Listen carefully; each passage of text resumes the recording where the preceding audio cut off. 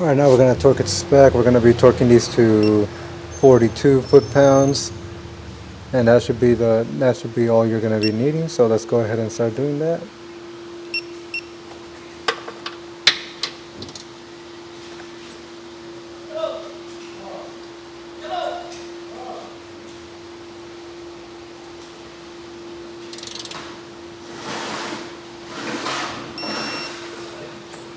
That's one. Now the other one.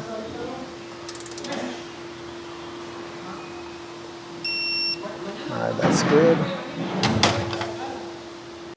Alright, let's go ahead and start torquing this one. Good.